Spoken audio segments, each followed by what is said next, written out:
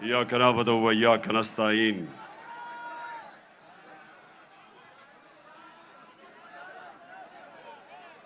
मैं आज आप सब से, जो अंदर भी बैठे हैं और जो बाहर सारे लोग खड़े हैं, बैठ जाओ ताकि वो देख सकें। बैठ जाओ ना, वो देख सकें। कैन साहब बैठ जाओ, वो देख सकें। ओहो, थोड़ा पीछे। अच्छा जी, बिस्मिल्लाहिर्रहमानिर्रहीम। मैं ये चाहता हूं कि आज बड़ी खामोशी से मेरी बात सुने, ताकि ये एक बड़ा मुबारक दिन है। और जो मैं आज आपके सामने अपने नबी सल्लल्लाहु अलैहि वसल्लम के मुतालिक और आज इस दिन के मुतालिक जो बात करूंगा, मैं चाहता हूं जरा बड़ी खामोशी से, और आपने एक ऐसे मेरी बात सुननी है कि वो आदमी जो अपने बच्चों को जिस तरह समझाने की कोशिश करता है, सीधे रास्ते पे लगाने की अपने बच्चों को कोशिश करता है, जिस तरह बाप या माँ बाप, वो ये नहीं कि माँ बाप ने जिंदगी में कोई गलत काम नहीं किए, ये नहीं कि माँ बाप कोई फरिश्ते होते हैं, लेकिन माँ बाप की हमेशा ये कोशिश होती है कि हम अपने बच्चों को अपनी गलतियों से सीख के हम बच्चों को वो सिखाएं ताकि वो गलतियां ना करें जो हमने जिंदगी में की थी। तो मेरी कोशिश ये है कि आज अपनी जिंदगी, जो मैंने 70 साल की जिंदगी गुजारी है, उससे मैं आपको, अपनी कौम को, जिस तरह मैं अपने बच्चों को बताता हूं कि मैंने जिंदगी से क्या सबक सीखे और मेरी जिंदगी सीरत नबी से बदली कैसे। मैं कोई इस्लाम का स्कॉलर नहीं हूं, मैं अपने आप को कोई आलम नहीं समझता, मैं अपने आप को एक तालिब इल्म समझता हूं जो हर रोज सीखने की कोशिश करता है। लेकिन अल्लाह का शुक्र है कि आशिक रसूल होने के लिए आपको कोई डिग्री नहीं चाहिए। हमारे दिल में अगर उसकी अल्लाह मोहब्बत डाल देता है तो वो चाहे अनपढ़ हो, चाहे कोई स्कॉलर हो, मैं समझता हूं कि वो बड़ा खुशकिस्मत इंसान होता है, क्योंकि उसकी जिंदगी बदलनी शुरू हो जाती है अगर जब वो अपने नबी से इश्क करते हैं और उस रास्ते पे चलें। तो मैं पहले आपको ये वाज़ेह कर दूं कि मैं सिर्फ अपनी ज़िंदगी के तजर्बे से आपको आज बात कर रहा हूँ इस मुबारक दिन पे, क्योंकि देखिए मैंने हर किस्म की ज़िंदगी देखी है। क्रिकेट स्टार, ग्लैमर, मगरबी ज़िंदगी, अपना मुल्क, हर किस्म की मैं ज़िंदगी पे देख के तो आज आपसे बात कर रहा हूं। सबसे पहले अभी आपने जो ये फिल्म देखी, इसमें दुनिया की तारीख का सबसे बड़ा इनकलाब आपने देखा। दुनिया की तारीख में कभी इतना बड़ा इनकलाब नहीं आया। 622, सब ये दिन, ये तारीख याद कर लें कि 622 मेरे प्यारे नबी सल्लल्लाहु अलैहि वसल्लम हिजरत करते हैं मदीना। 632 वो दुनिया से चले जाते हैं, पर्दा कर देते हैं। ان 10 سالوں کے اندر دنیا کی تاریخ بدل جاتی ہے. تو جو میں اپنے نوجوانوں کو آج، اپنی یوتھ کو، اپنے بچوں کو، ساروں کو جو میں آپ کے ذہن میں آج ایک چیز ڈالنا چاہتا ہوں کہ وہ کیا تبدیلی آئی ان لوگوں میں جو ابھی آپ نے فلم میں پہلے دیکھا کہ جن کی کوئی حیثیت نہیں تھی، جہالت تھی. 2 سپر پاورز، ایک مغرب میں اور ایک مشرق میں، کوئی بھی حیثیت ان لوگوں کی نہیں تھی. 10 سالوں میں یہ قوم بدلی اور انہوں نے دنیا کی امامت کی، جو آپ نے بعد میں دیکھا کہ ساری دنیا میں چھا گئے. تو وہ کیا چیز تھی؟ وہ ہمارے نبی صلی اللہ علیہ وسلم نے کس طرح ان لوگوں کو تبدیل کیا، کیسے ان کے کیریکٹر بدل گئے، کیسے لیڈرز بن گئے سب. مجھے افسوس سے کہنا پڑتا ہے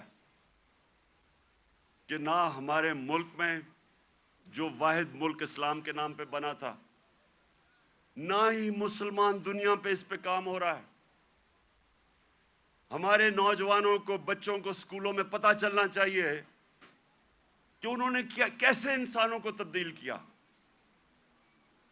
قرآن میں اللہ کہتا ہے، میں کبھی کسی قوم کی حالت نہیں بدلتا جب تک وہ قوم خود اپنی حالت بدلنے کی کوشش نہیں کرتی. وہ قوم کی حالت بدل گئی کیونکہ لوگوں نے اپنے آپ کو بدل لیا اور لیڈرز بن گئے. تو میں آج کوشش کروں گا کہ آپ کو میں پھر سے کہہ رہا ہوں، میں اسکالر نہیں ہوں، میں نے اپنی زندگی کے تجربے سے، جو میں نے مغرب کا پورا میں سسٹم اندر سے دیکھا ہوا ہے، تعلیم میں نے باہر لی، اس کے بعد ساری دنیا پھرا کرکٹ کی وجہ سے، پھر سیاست، پھر اپنا معاشرہ اندر سے دیکھا. تو میں اب آپ کو اپنے طور پہ بتاؤں گا کہ میرے نبی صلی اللہ علیہ وسلم نے کیسے چینج کیا ان کو. وہ لوگ پھر سے جن کی کوئی حیثیت نہیں تھی، انہوں نے دنیا کی لیڈرشپ سنبھال لی. اور آج میں سمجھتا ہوں کہ ہمارا پاکستان ادھر ہی کھڑا ہے. وہ جو نا آپ نے پہلے حالات دیکھے تھے جہالت کے، ہم اس کے بڑے قریب کھڑے ہیں. اور ہم نے کیسے بدلنا ہے اپنے آپ کو؟ اگر ہم نے دنیا میں عزت سے رہنا ہے، اور اگر جو بہت بڑی خواب تھی پاکستان کی، علامہ اقبال، جو ان کی شاعری سے انہوں نے غلام ہندوستان کے مسلمانوں کو جگانے کی کوشش کی، اور ان کی شاعری کی قرآن کے اندر، ساری شاعری قرآن کے اندر ہے اور نبی صلی اللہ علیہ وسلم کی سنت کے اوپر ہے. اس کے اوپر انہوں نے جگانے کی کوشش کی ہندوستان کے مسلمانوں کو.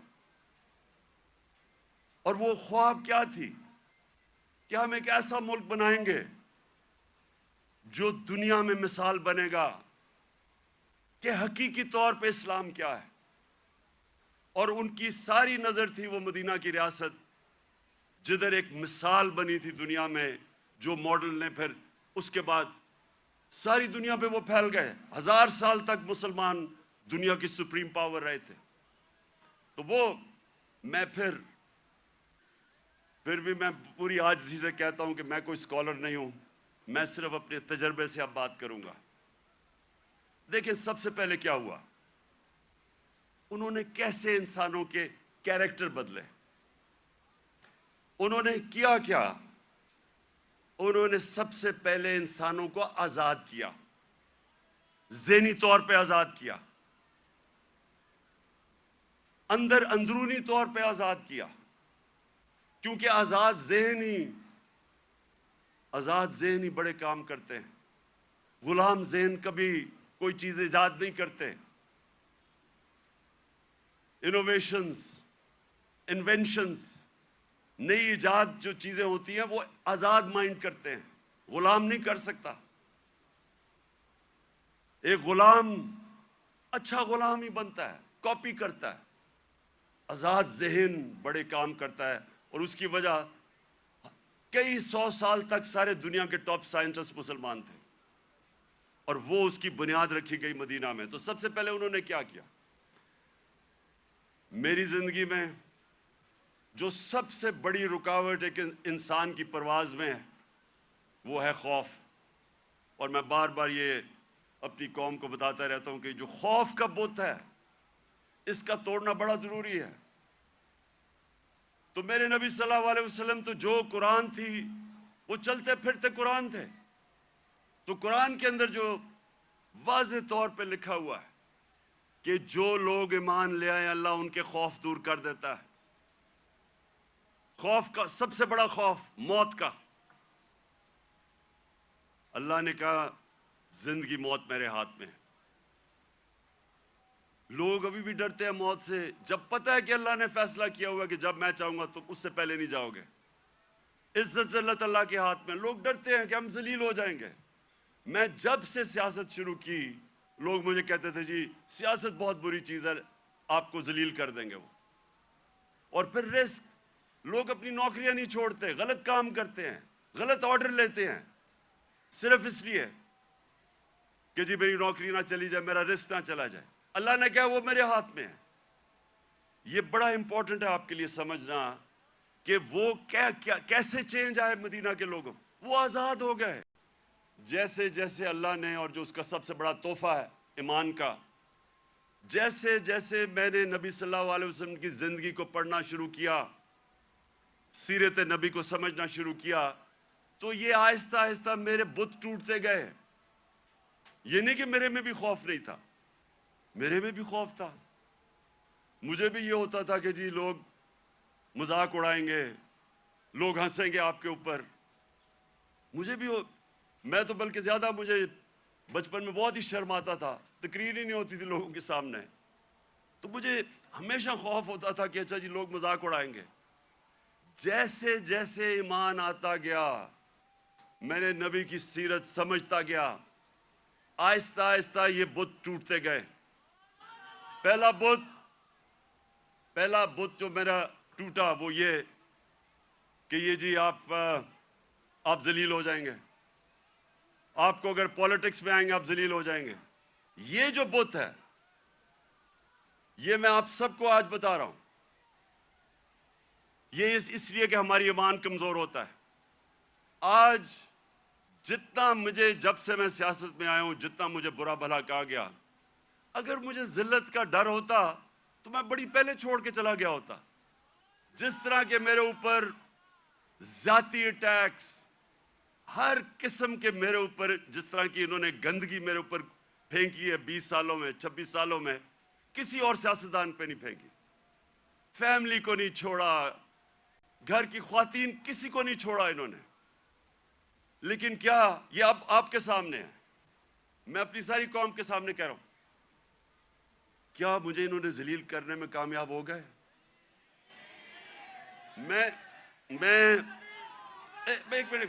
میں آپ کو آج سب کو کہہ رہا ہوں، پچھلے 6 مہینے میں جتنی مجھے اللہ نے عزت دیا، مجھے ساری زندگی میں کبھی اتنی عزت نہیں ملی.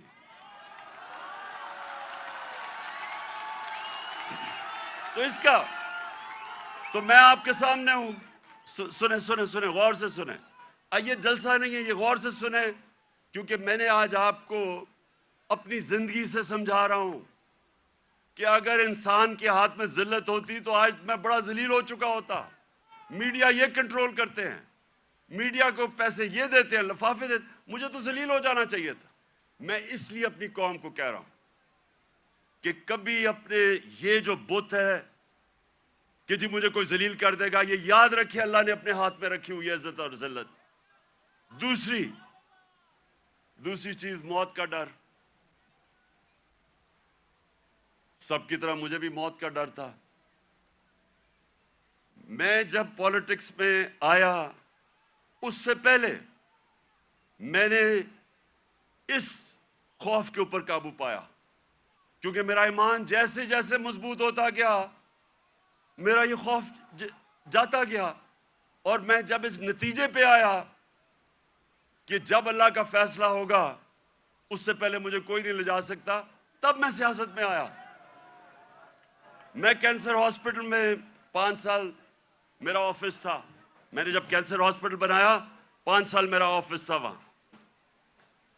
اپنے سامنے میں نے دیکھا 3 میرے دوست وہاں آئے اچھے بھلے چیک اپ کروانے کے لیے، اور 6 مہینے میں تینوں چلے گئے۔ تو یہ جو ہم سمجھتے ہیں کہ ہم اگر سیف کھیلیں گے تو شاید ہم موت سے بچ جائیں گے، یا کہ ہم اگر اپنے ایمان کے مطابق چلیں گے تو شاید جلدی موت آ جائے، یہ غلط فہمی میں نکال دیں اپنے ذہن سے۔ یہ سب سے بڑا خوف ہے، اور یہ انسان کو روکتا ہے بڑے کاموں سے۔ اور تیسری چیز یہ رسک، کہ جی میری نوکری چلی جائے گی، پیسہ کدھر سے آئے گا؟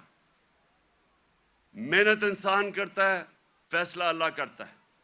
تو یہ جو 3 چیزیں ہیں یہ انسان کو آزاد کر دیتی۔ اور پھر جو بڑا بت ہے، میں کا بت، جو انسان اپنے سے باہر نہیں نکلتا،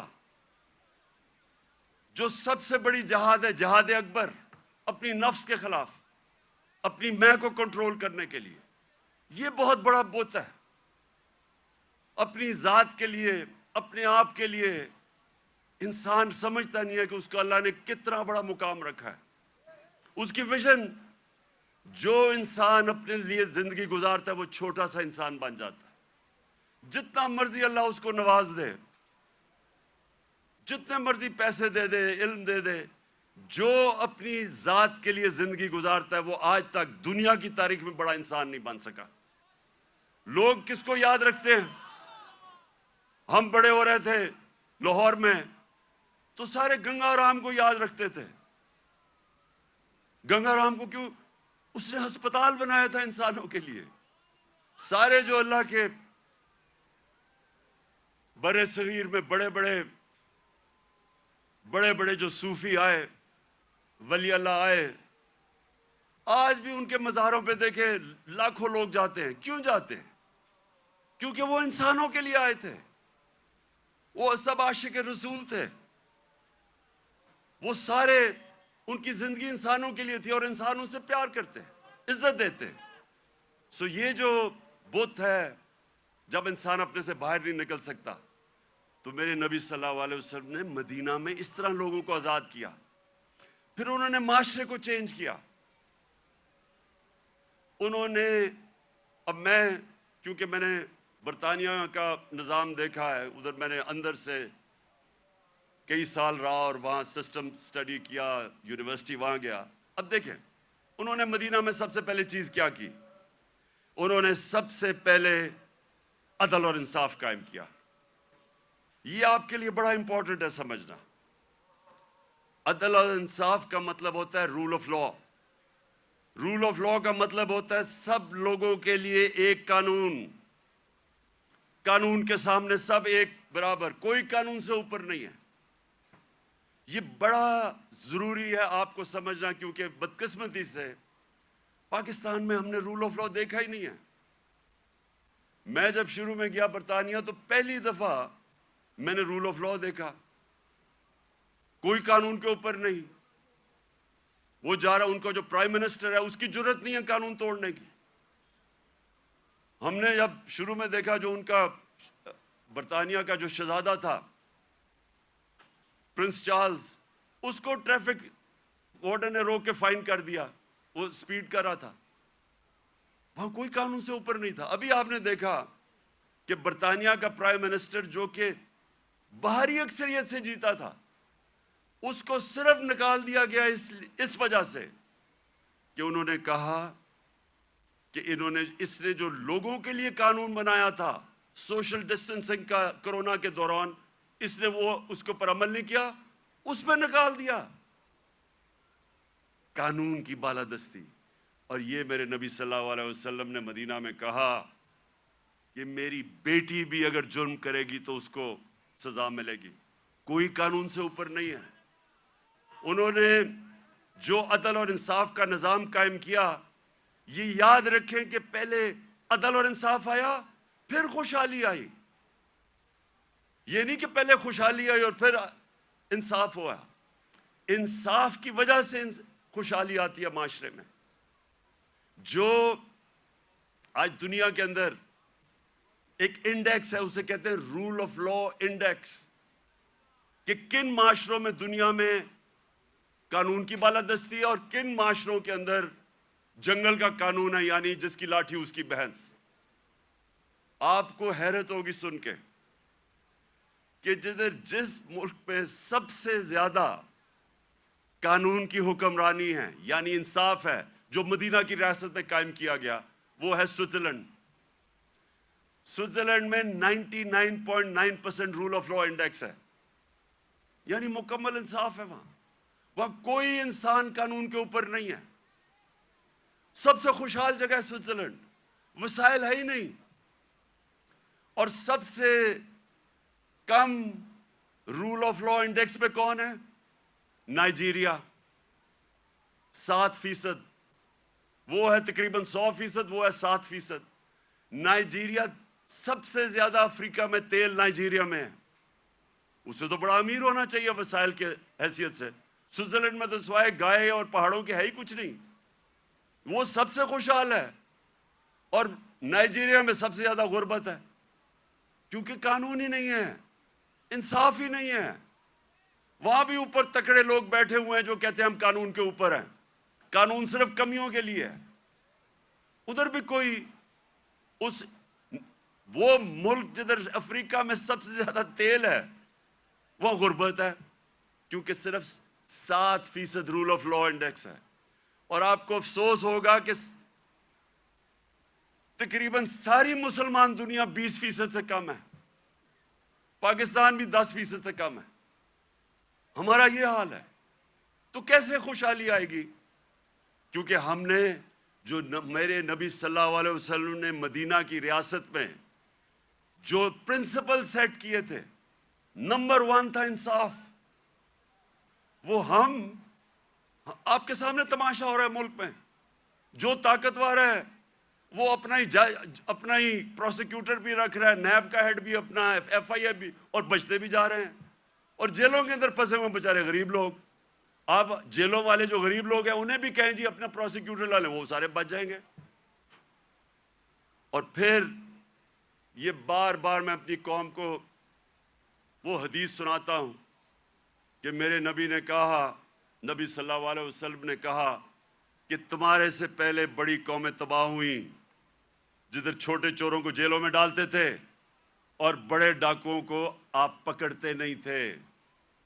یہ تباہی کا انہوں نے بتایا. اور آج آپ دنیا میں دیکھ لیں, جو ملک بڑے ڈاکوؤں کو نہیں پکڑ سکتا وہ غریب ہیں سارے, وسائل کے باوجود. سو نمبر 1 پرنسپل انہوں نے سیٹ کیا رول آف لا.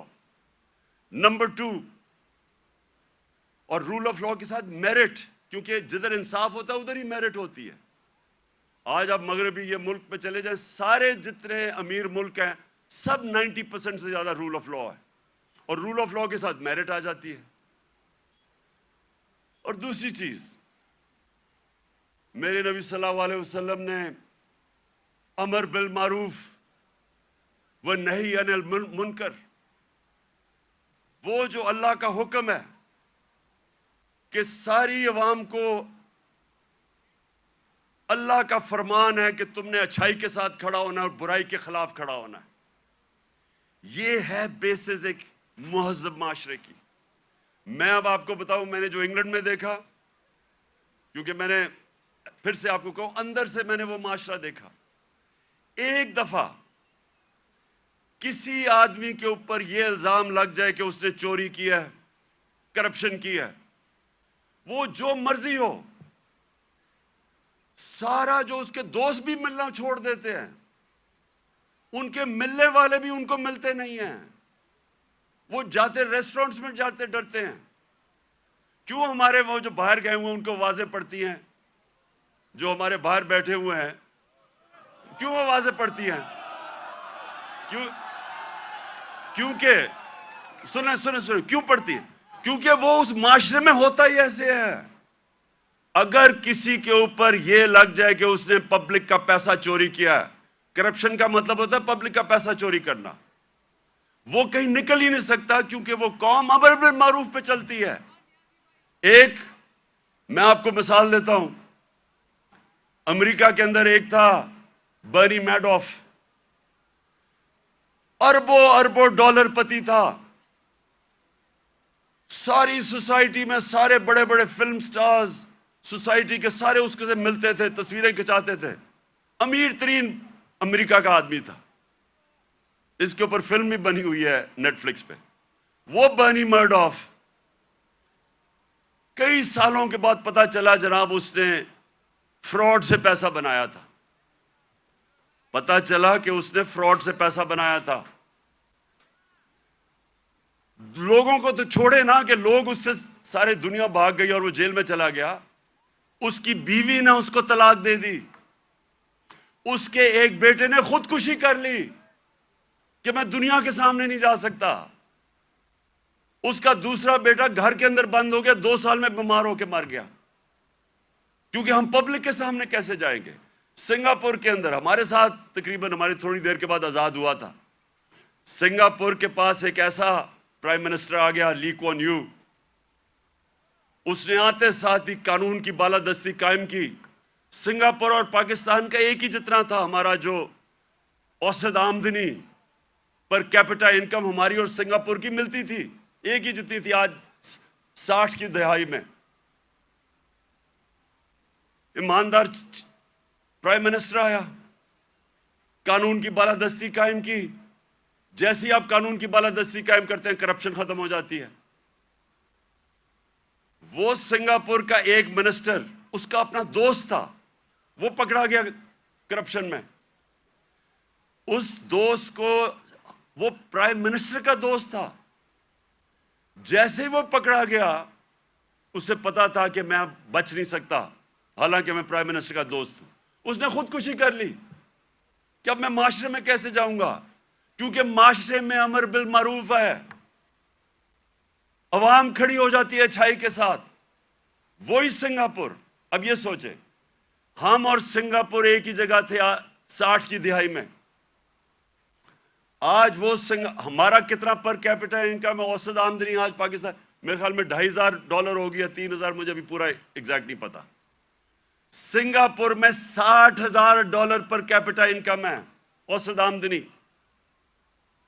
تو پہلے انصاف اور اس کے بعد خوشحالی اور معاشرے کی ذمہ داری ڈال دی میرے نبی صلی اللہ علیہ وسلم نے امر بالمعروف پہ۔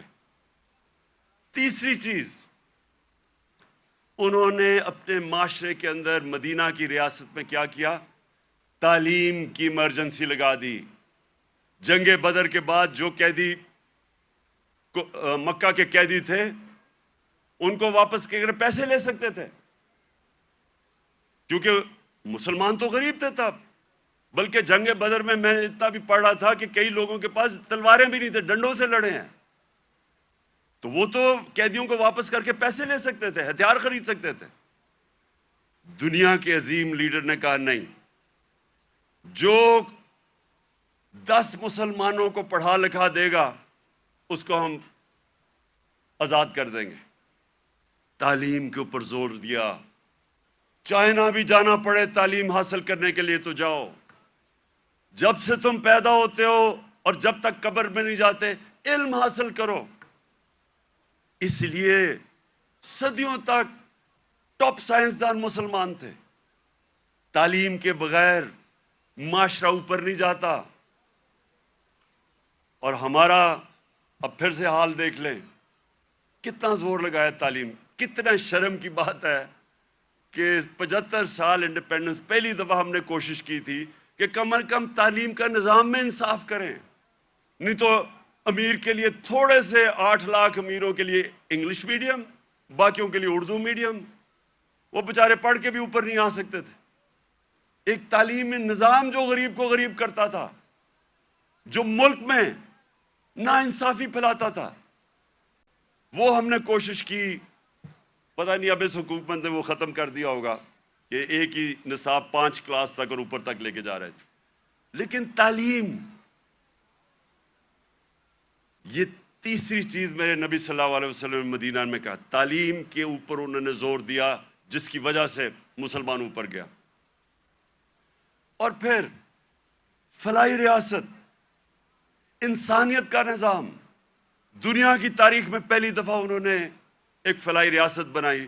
اور یقین کریں مجھے پتہ ہی نہیں تھا فلاحی ریاست کیا ہوتی ہے جب تک میں برطانیہ نہیں گیا۔ میں جب پہلی دفعہ برطانیہ گیا میں نے پہلی دفعہ فلاحی ریاست دیکھی، کسی مسلمان ملک میں نہیں دیکھی۔ جو انہوں نے مدینہ کی ریاست میں پہلی دفعہ انسانیت کا نظام لے کے آئے تھے کہ کوئی کمزور آدمی اس کی ریاست نے ذمہ داری لی تھی، غریبوں کی۔ آپ حیران ہوں گے کہ جو پینشنز تھیں، بوڑھوں کی بھی ذمہ داری پہلی دفعہ دنیا کی تاریخ میں مدینہ کی ریاست میں لی تھی، یتیموں کی، معذوروں کی، بیواؤں کی۔ ایسا نظام کبھی پہلے نہیں آیا تھا۔ تو اسٹیٹ نے انسانیت کا نظام لے کے آیا۔ اور مجھے افسوس سے کہنا پڑتا ہے کہ آج آپ یورپ چلے جائیں، میں نے اسکینڈینیویا جو بہترین میں سمجھتا ہوں کہ اس نظام کے قریب مدینہ کے ریاض جو میں نے دیکھا ہے وہ ڈنمارک، سویڈن، ناروے۔ آپ وہاں دیکھیں، آپ اپنے پاکستانی رہتے ہیں وہاں، ان سے پوچھے تو صحیح کہ انسانیت کیا ہوتی ہے۔ میں بار بار کہتا ہوں اپنے جانوروں کا ہمارے سے بہتر دھیان رکھتے ہیں۔ وہ حضرت عمر کا قول تھا کہ اگر کتا بھی بھوکا مرے میری ریاست میں تو میں ذمہ دار ہوں۔ آج ادھر آپ دیکھ لیں، ان کا RSPC ہے، کتے آپ کو سڑکوں پہ نہیں نظر آئیں گے، وہ ان کو ہومز دیتے ہیں، ان کو کھلاتے ہیں پلاتے ہیں۔ یعنی وہ جو ہم نے دنیا میں شروع کیا تھا، جو میرے نبی صلی اللہ علیہ وسلم نے انسانیت کا نظام دنیا میں شروع کیا تھا، وہ آج ان ملکوں میں مل رہے ہیں جو مسلمان نہیں ہیں۔ اور یہ یاد رکھیں، یہ کبھی نہیں ہمیں بھولنا چاہیے کہ اللہ نے خطاب میرے نبی صلی اللہ علیہ وسلم کو رحمت للعالمین کہا تھا۔ سب انسانوں کے لیے رحمت بن کے آئے تھے، جس طرح میرا رب رب العالمین ہے۔ اس کا کیا مطلب ہے؟ سب سے پہلے تو جو میثاق مدینہ تھا، انسانوں کو اکٹھا کیا گیا۔ جو میثاق مدینہ چارٹر، مدینہ کا جو چارٹر تھا، جو پہلی کانسٹیٹیوشن تھی، بلکہ دنیا میں کہتے ہیں کہ دنیا میں پہلی کانسٹیٹیوشن تھی، اس میں انسانوں کو اکٹھا کیا گیا۔ وہاں عیسائی تھے، وہاں مسیح برادری تھی، وہاں یہودی تھے، ان سب کو اکٹھا کیا گیا۔ انسانوں کو تقسیم نہیں کیا گیا، اکٹھا کیا گیا۔ تو یہ لیڈر کی نشانی ہوتی ہے کہ لوگوں کو، انسانوں کو اکٹھا کرتا ہے، تقسیم نہیں کرتا۔ لیکن اس کا ایک اور بھی مطلب ہے کہ جو بھی معاشرہ میرے نبی صلی اللہ علیہ وسلم کے احکامات پہ چلے گا، جو بھی ان کی سیرت پہ چلے گا، وہ مسلمان ہیں یا نہیں ہیں، اللہ کی ان کی برکت آ جائے گی ان کے اوپر، کیونکہ وہ رحمت للعالمین تھے۔ اگر صرف ان کی سیرت پہ چل کے مسلمانوں کو ہی فائدہ ہونا تھا تو اللہ ان کو رحمت للعالمین نہ کہتے، رحمت المسلمون ہوتے وہ۔ تو اس لیے آج اگر آپ دیکھتے ہیں ملکوں کی خوشحالی، آپ دیکھیں کہ کتنی طور پہ وہ میرے نبی صلی اللہ علیہ وسلم کی سیرت پہ چل رہے ہیں۔ آپ کو حیران ہوں گے کہ جب ہم نے بھی شروع میں پڑھا، ہم بھی حیران ہوئے۔ میں نے بہت پہلے پڑھا، محمد عبدو بڑا اسکالر تھے، بہت بڑے عالم تھے اسلام کے۔ وہ جب پہلی دفعہ یورپ کوئی 125 سال پہلے گئے اور مصر سے گئے، تو جب وہ مصر واپس آئے، انہوں نے کیا کہا؟ انہوں نے کہا میں یورپ گیا تھا، وہاں مسلمان تو نہیں نظر آئے، لیکن بڑا اسلام نظر آیا۔ اور جب واپس مصر آئے تو کہتے مسلمان تو بہت ہیں، اسلام بہت کم نظر آ رہا ہے۔ تو ہم پاکستانی جدھر آج کھڑے ہیں، ہمارے پاس ایک راستہ ہے، اور میں اس لیے آج میں چاہتا ہوں کہ اس مبارک دن ہم عشق کرتے اپنے نبی صلی اللہ علیہ وسلم سے، لیکن ہم انہوں نے جو ان کی سیرت پہ عمل نہیں کرتے، اور اس کی وجہ سے ہمارے حالات اچھے نہیں ہیں۔ اور میرا یہ ایمان ہے کہ جب تک ہم وہ جو انہوں نے راستہ بتایا اس پہ نہیں چلیں گے، ہمیں عزت نہیں ملنے لگی۔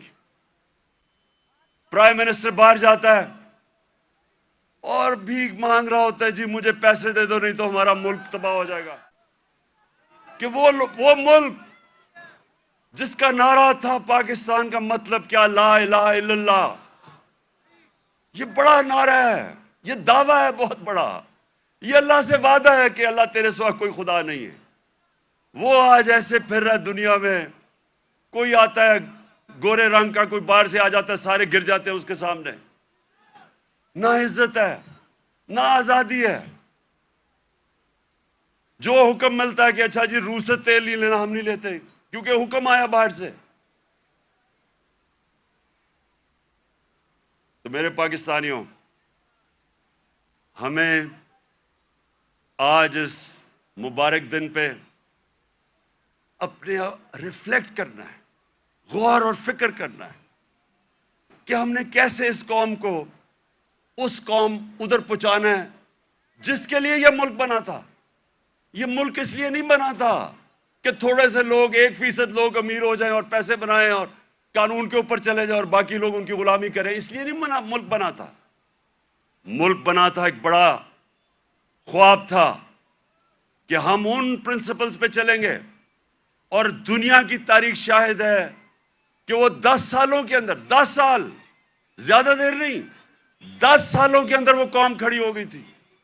پہلے 4-5 سال تو مشکل سے، پہلے 4-5 سال تو امہ سروائیو کر رہی تھی بڑی مشکلوں سے، کبھی جنگ احد، پھر جنگ خندق، بڑی مشکلوں سے امہ نے اپنے آپ کو بچایا، قربانیاں دے کے اپنے آپ کو بچایا۔ اس کے بعد وہ پھر ان کا عروج شروع ہوا۔ قومیں قربانیاں دے کے بنتی ہیں، قومیں بھیک مانگ کے اور قرضے دے کے اور دوسروں کے سامنے ذلیل ہو کے نہیں قومیں بنتی۔ قومیں بنتی ہیں جب، جس طرح دنیا کے عظیم لیڈر نے اپنی مثال دی کہ جب جنگ خندق کے اندر مشکل وقت تھا، کھانا پینا نہیں تھا کیونکہ وہ چاروں طرف مکہ کے وہ کفار نے گھیرا ہوا تھا ان کو، تو لوگوں کو کہا ایک پتھر باندھو پیٹ پہ، اپنے پیٹ پہ 2 پتھر باندھے ہوئے تھے۔ لیڈر نے قربانی دے کے اپنی قوم کو کھڑا کیا تھا۔ اور یہ وہ قوم، اللہ نے جس کو ہر قسم کی نعمتیں بخشی ہیں ہمیں، 12 موسم، ہر قسم کی، یہاں آپ کو اندازہ ہی نہیں ہے۔ میں تو 3.5 سال میں اقتدار میں پتہ چلا کہ اللہ نے کیا دیا ہے۔ لیکن ہمیں کیریکٹر چاہیے، ایک کیریکٹر چاہیے ایک بڑی قوم بننے کے لیے، جو ہمارے نبی صلی اللہ علیہ وسلم نے ان کو آزاد کیا تھا، ان کا کیریکٹر اٹھایا تھا۔ ایسا کیریکٹر تھا کہ انڈونیشیا اور ملیشیا کے اندر کوئی مسلمان فوج نہیں گئی، صرف مسلمان تاجروں کی وجہ سے، ان کے کیریکٹر کو دیکھ کے لوگ مسلمان ہو گئے۔ حضرت معین الدین چشتی جب راجپوتانہ میں آئے تو وہاں تو کوئی مسلمان ہی نہیں تھا، راجپوتانہ میں تو کوئی مسلمان نہیں تھا۔ جب وہ گئے تو لاکھوں لوگ ان کے جنازے پہ آئے۔ کیریکٹر سے انہوں نے بدلا۔ جو ساری جو 10 سال تھے، 622 اور 632، ٹوٹل لوگ کہتے ہیں جی تلوار سے اسلام پھیلا، جو ٹوٹل جو مسلمان اور جن کا مقابلہ تھا مخالف، جو ٹوٹل لوگ جنگوں میں مرے تھے وہ 1200-1300 تھے۔ 1200-1300 10 سال میں لوگ جنگوں میں مرے تھے۔ فکری انقلاب تھا، ذہن بدل گئے تھے، اور ذہنوں نے انسان کو بڑا انسان بنایا تھا، آزاد ذہنوں نے۔ تو آج میں اس لیے یہ بڑا مبارک دن ہے کہ ہم سب کو آج اپنے ملک کو اٹھانے کے لیے اپنا کیریکٹر غور کرنا چاہیے کہ ہم اپنے آپ کو کیسے بدل سکتے ہیں۔ نبی کی سیرت پہ چلیں۔ میں نے رحمت اللہ عالمین اتھارٹی بنائی، مقصد اس کا کیا تھا کہ ہمارے بچوں کو سیرت نبی سے ان کا کیریکٹر مضبوط کریں۔ یونیورسٹی کالجز کے اندر ڈیبیٹس ہوں، سارے ڈسکس کریں، ہمارے انٹلیکٹ، ہماری جو اسکالرز ہیں وہ ڈسکس کریں کہ اللہ نے کیوں ہمیں حکم دیا ہوا ہے کہ نبی کی سنت پہ چلو، ہماری بہتری کے لیے. اور وہ کیا انہوں نے قدم کیا کرے، کیسے چینجز کیے، ایک ایسے اتنی دنیا میں اتنے تھوڑے وقت، دنیا کی تاریخ میں اتنے تھوڑے وقت کبھی اتنے گریٹ لوگ نہیں آئے. ہر انسان کوئی نہ کچھ بن گیا. اگر یہ مغرب میں ہوتے آج یہ فنومنا، تو ایک کے اوپر کتابیں لکھی جا رہی ہوتی. حضرت خالد بن ولید پہ کتابیں لکھی جا رہی ہوتی، ان کے اوپر ریسرچ ہوتی کہ وہ کیا تھا، کبھی وہ جنگ ہی نہیں ہارے، اور ہر کوئی جنرل بن گیا. حضرت بلال 2 کیمپینز میں وہ لیڈ کر کے گئے، ایک غلام ایک جنرل بن گیا. اس کے اوپر کبھی کام نہیں کیا، ہمارے اسکالرز نے نہیں کام کیا. رحمت للعالمین اتھارٹی کا مطلب ہی یہ تھا کہ اسکالرشپ آئے اور وہ کام کرے اس پہ، تاکہ اپنے یوتھ کو تو بتائے. کیونکہ اگر آپ نہیں بتائیں گے، ان کے اوپر تو مغربی کلچر کی یلغار ہوئی ہے. موبائل فون سے بچوں کو وہ مٹیریل مل رہا ہے جو انسانی تاریخ میں نہیں بچے اب کو ملا. تو جب تک آپ ان کو سیرت نبی سے ان کو مضبوط نہیں کریں گے، وہ کیسے، یہ جو اتنا آنسلاٹ ہے ایک وہ کلچر کا جو بالکل مختلف ہے ہمارے دین سے، ہماری تاریخ سے، ہمارے کلچر سے، وہ کیسے مقابلہ کریں گے ان کو جب تک ان کو آپ مضبوط نہیں کریں گے. وہاں تو جو کلچر آ رہا ہے ٹیلی فون سے، میں ابھی آپ کو بتا دیتا ہوں، وہ یہ کہہ رہا ہے کیونکہ ٹیکنالوجیکلی وہ اتنے آگے نکل گئے ہیں، اس کا مطلب ہر چیز میں وہ آگے ہیں، اس کا مطلب ہمارا دین بھی آؤٹ ڈیٹ ہو چکا ہے، ہمارا کلچر بھی آؤٹ ڈیٹ ہو چکا ہے. تو بےچارے ان کو کاپی کرنا شروع کر دیتے ہیں بچے. اور غلطی ہماری ہے کیونکہ ہم ان کو بتا ہی نہیں سکے کہ دوسرا ہمارا ہے کیا، جو علامہ اقبال کوشش کرتے رہے.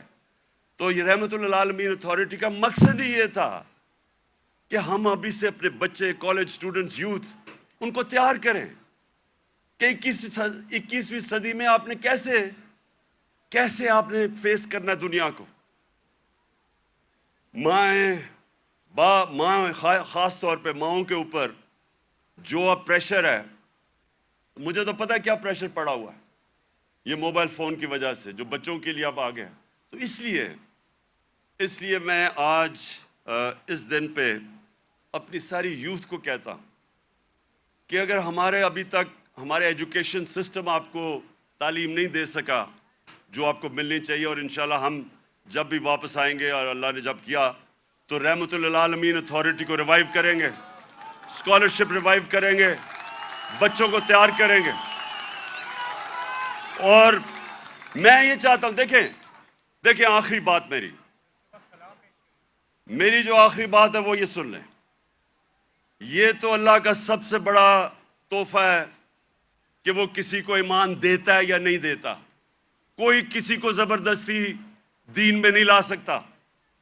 لیکن ہمارا فرض یہ ہے کہ کم از کم ہم اپنی یوتھ اور بچوں کو ان کی فاؤنڈیشن تو بنا دیں، ان کی بنیاد تو رکھ دیں، ان کو بتا تو دیں کہ آپ کا دین، اور خاص طور پہ شروع ہمیشہ سیرت نبی سے کریں، اس کے بعد قرآن کی تعلیم دیں. سیرت نبی ایک ایسی چیز ہے جو میں اپنے آپ سے کہہ رہا ہوں کہ میری تو پہلے مجھے نبی کی سیرت میں نے پڑھی اور سمجھی، ان کی تاریخ، ان کی زندگی، پھر مجھے قرآن کی سمجھ آئی. اس سے پہلے مجھے قرآن کی سمجھ ہی نہیں آتی تھی. تو جب تک مجھے سیرت نہیں پڑھی پھر مجھے سمجھ آنی شروع ہوئی. تو دونوں پڑھانی چاہیے، لیکن ابھی سے ہی ہمیں میں اپنے یوتھ کو اب کہتا ہوں کہ کتابیں پڑھیں، نبی صلی اللہ علیہ وسلم کی زندگی پڑھیں، سمجھیں کہ وہ دنیا میں کیا ہوا تھا. کبھی ایسی دنیا کی تاریخ میں ایسا فنومنا نہیں آیا. اور اس کے بعد جو پھر اللہ آپ کو ہدایت کرتا ہے، نہیں وہ آپ کی قسمت ہے، لیکن کم از کم اس سے آپ تیار ہو جائیں گے دنیا 21ویں صدی کا مقابلہ کرنے کے لیے. بہت بہت شکریہ.